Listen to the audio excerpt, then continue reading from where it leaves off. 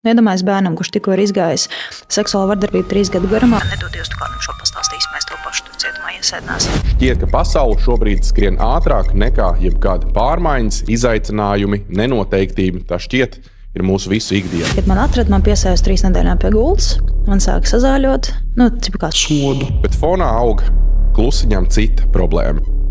Brīdis, kad es izdzeru kādas 300 tabletes, nonācu reanimācijā ar klīnisko nāvi. Pandēmija, ko sauc par mentālās veselības grūtībām, ar ko ikdienā saskarās vairāk kā miljardi. Taču aiz katra skaitļa ir cilvēks ar savu stāstu, slimību, traumu, trauksmu, izdegšanu, kas bieži vien sēž un domā, kas ar mani notiek.